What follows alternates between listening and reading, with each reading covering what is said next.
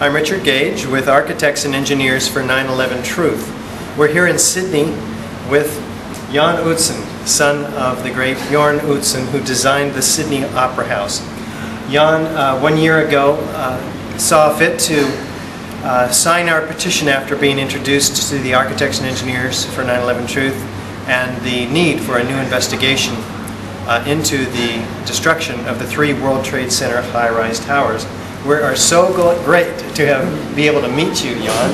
And nice to meet you. Yes, tell us just a little bit about, if you would, your father and the creation of this iconic world-class image that 2/3 of the people in the world now recognize instantly.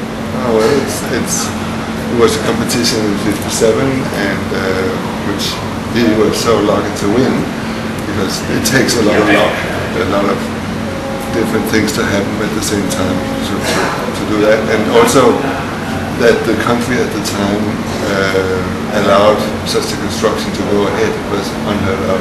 But it could only happen in Australia. If you didn't want the same competition in Denmark, it would never have happened. Yes. Okay, well, good. Well, let's talk now about what initially inspired you to sign our petition and when that happened and why. Well, because I think that once you get some sort of feeling that things are not right, you want to put it right. You want to have the information that convinces you that this is true, this is what happened, and as long as you are in doubt about that, or at least as long as a lot of people are in doubt about what actually happened, I think it deserves, the whole story deserves a closer scrutiny. And for that, I think it is important that we get all the things on the table, all the different facts, and see what is actually right. Because if somebody there are indeed trying to cover something up, it's good to get it out of the open, because what else would they be covering up? Right. Good question. All right, so you're calling for a new investigation of the destruction of these 3 high-rises? I think it's a natural thing to require or ask for, if you will, such an investigation, since there seem to be so many unclear facts in this situation. Whether these unclear facts are created by the media or by people, I don't know, but at least let's take it all apart and see what's fact and what's fiction. So you're about truth. Yes, certainly. Well, so when did you first become aware of the collapse of Building 7? Actually, quite a long time after the event happened. Right. Okay. Well, what are the features of the collapse of World Trade Center 7 that caused you to be disturbed? The fact that nothing had hit it, that the upper stories were all intact when it suddenly collapsed. And how can it collapse? I mean, I understand the other buildings, you see a plane going, you see fire for a while, even if you're told that it's because all the steel structure is melting and suddenly it gives away and it collapses. You accept that, and then suddenly you see this building next door collapsing for no apparent reason. And what did its collapse look like to you? It looked like it was a demolition more than anything else. So, and I mean, that it looks very much like some of the footage you have seen from other buildings, like Discovery Channel sometimes shows big demolitions of buildings going down. It looks exactly like that. Yeah, enough to warrant an investigation, I guess. Yeah, absolutely. Okay. At least when it is sold as something that collapsed due to the impact of the aircraft in the other 2 towers, you start to wonder. Yes. Well, let's talk about the other 2 towers. After you saw the movie 9/11 Blueprint for Truth, what caused you to doubt the official story? Mostly that some of the questions that were posed by other people later on. Like what? The sequence seen from across the New York Harbor of the Twin Towers, and the rate of fall, and the way they actually collapsed, Yes, these buildings collapsed at 2/3 of free fall speed. Yes, That's like almost free fall. it is, yes. So it would bother you that 80,000 tons of structural steel would somehow give way. What caused it to give way? Is that a question you have too? Yeah, well, of course, I don't know of any other building that has been demolished, if you say that, in such a way.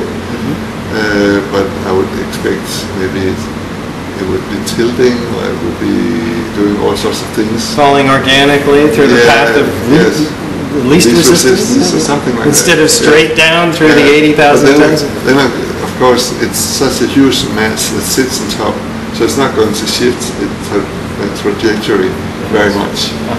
So therefore, I've accepted the story as it has been explained. As did I for 3.5 years. Yes. Regarding that mass, we found that that 15-story section above the rest of it, above the jet plane impacts, we found in the videos that it has destroyed itself in the first 4 seconds.